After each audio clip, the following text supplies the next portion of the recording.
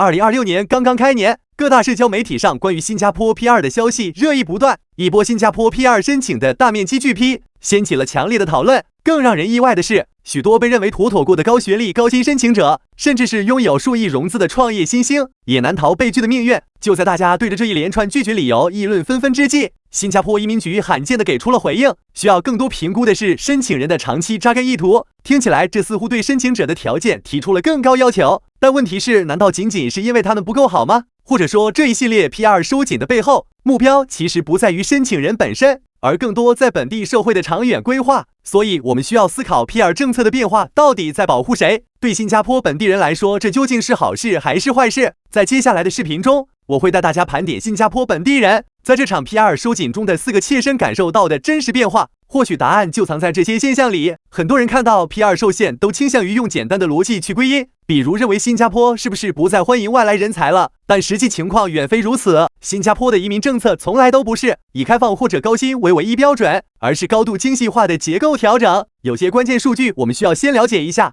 新加坡的总人口约为600万，其中61%是公民 ，P2 占9%，剩下多达30%都是外籍人士。每年的新增公民和 P2 的总额即为5万到6万。这样的数字背后呈现的不是扩张，而是一种精准控制。换句话说 ，P2 变难不是因为申请者条件不够优秀，而是总量本身已经到了政策需要调控的阶段。新加坡并非拒绝外来人才，而是不希望因为过快的变动造成资源分配、人口结构以及社会稳定的失衡。尤其在受限的土地面积和公共资源条件下，人口增速必须和社会承载能力同步调整。所以 P2 申请更难，本质上是对人口增长和结构管理的一把刹车。P2 的收紧带来的第一个关键变化，就体现在住房市场的缓解上。众所周知 ，P2 可以购买二手转售祖屋。新加坡的住房市场一直受到供求关系的波动影响。如果新增 P2 的数量减少，对于成熟市镇和学区房附近的转售市场需求将有所抑制。一些专家认为，这会缓解部分房源的供需压力。不过，即便如此，我们也不能简单的期待 P2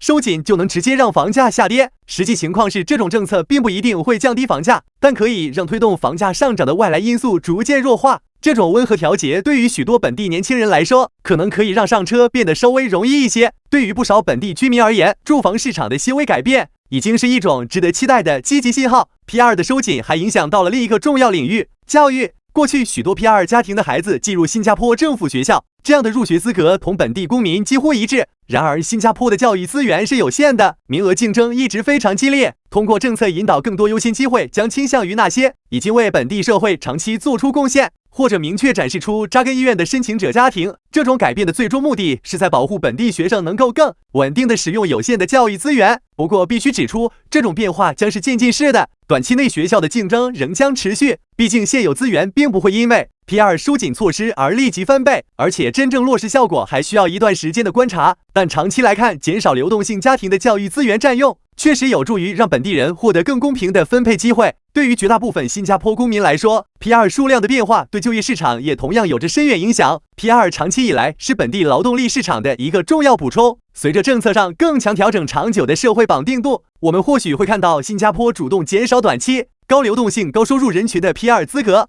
这对稳定中层就业市场有一定帮助。更为重要的是，这也体现了新加坡对于长久工人文化的重视。P2 的限制可以避免部分工作岗位流失和破坏，也提升了这块市场的稳定性。但值得一提的是， P2 政策不是直接帮本地公民取胜，而是延缓了过于外部化的劳动力市场冲击，为更多本地人提供相对平衡的发展机会。从宏观上看， P2 的调整背后有一个更大的议题：社会的稳定性。新加坡向来以社会多元但成功实现和谐闻名，而这种和谐背后包含了对人口组成极为严谨细致的管理，从人口增长速度到来源国分布，从包容多元文化到防范外部因素对内政的干涉，每一项 P2 政策变动的核心诉求都指向一个词：安全。就连新加坡人诟病已久的儿子不服兵役问题，新政策也在通过高标准 P2 审核机制而逐渐减少。可以说，在新加坡，人口从来都不只是经济变量，更是重要的安全变量。通过政策调整，留下最适合的新移民，既能为社会提供可持续发展的人力资源，也能让本地人与新移民之间的关系更加稳定和谐。从这些变化中，我们可以总结出一个重要的新思路： P2 政策的定位旨在长期稳定，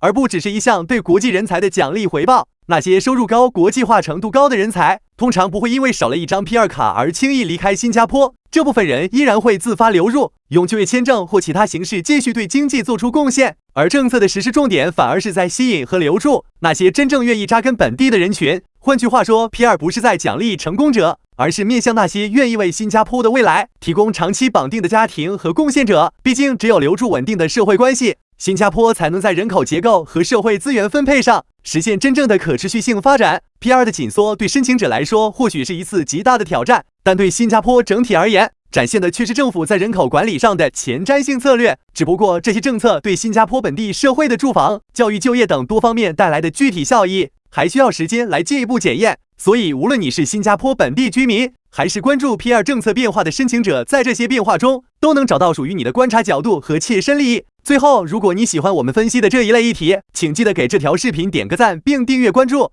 我们会继续带来与新加坡政策、社会动态相关的深度讨论，期待在评论区看到你的观点。你认为 P2 的收紧是更好地保障了本地人的利益，还是间接带来了新的潜在问题？请在下面留言，我们一起讨论下次你感兴趣的话题。